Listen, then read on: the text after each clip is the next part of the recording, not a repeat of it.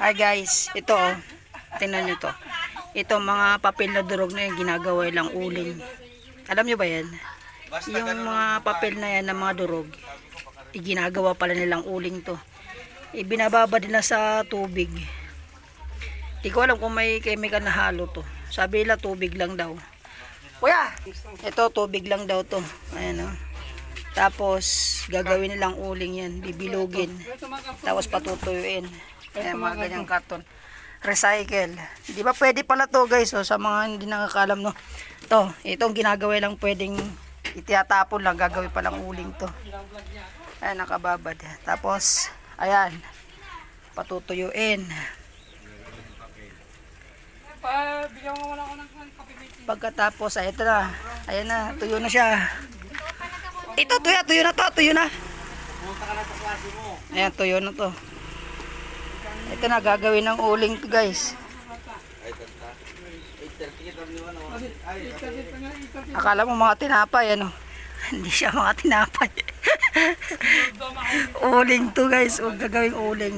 Malakas daw to ang kulay apoy, ang kulay ng apoy nito is kulay blue. Diba?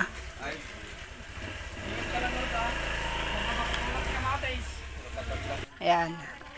Akala mo mga ano lang no. Akala nyo mga tinapay lang yan. Hindi yan tinapay. Mga karton yan. Itong karton na to ginawang uling. Pinaparingas nila.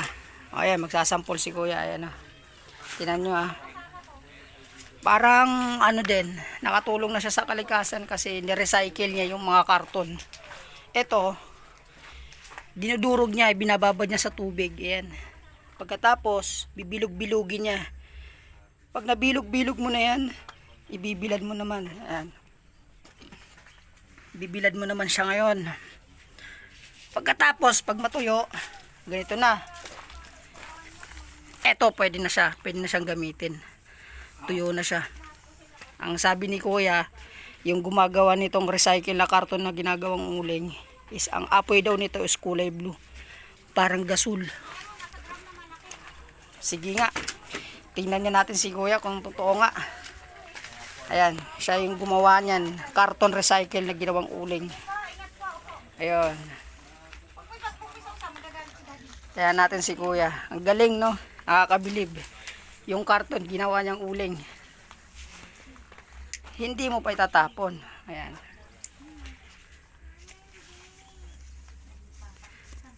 Matagal ba yung maubos kuya? Matagal na. Matagal?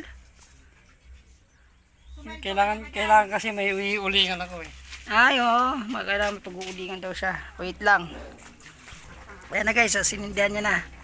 Makikita natin yung... Parang uling ka rin.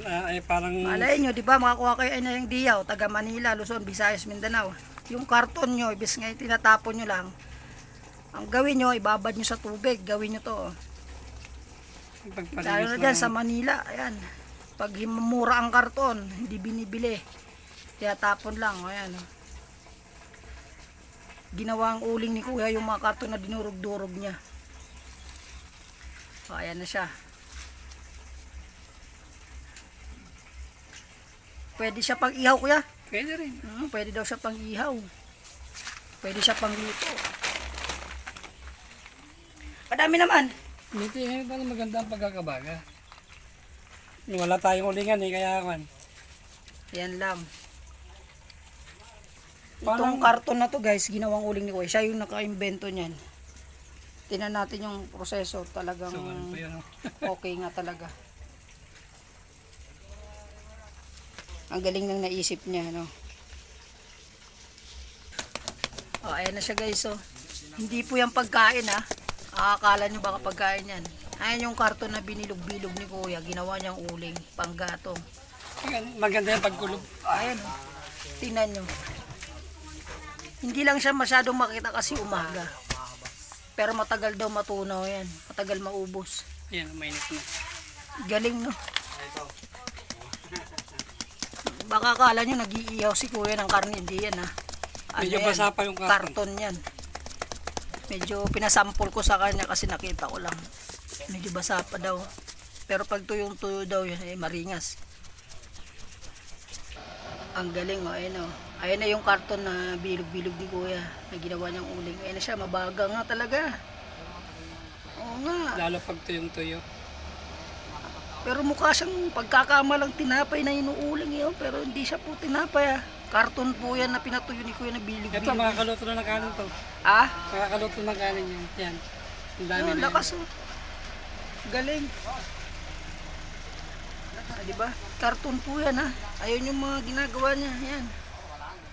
Mga recycle na karton, binibilog niya, pinapatuyo, ginagawa niyang uling. Ang galing. Amazing! Oh, ayan. Ito yun ha. Oh. Ito yung recycle na karton. Ito yung nilalamutak ni kuya, binibilog-bilog niya. Sa kanya pinapatuyo. Diba? Galing. Oh, ayan ha. Makakaluto na siya. Lakas oh. Galing. Oh. Lalo na sa pagtuyo yan. Si kuya lang naka-invento niyan guys. Oh.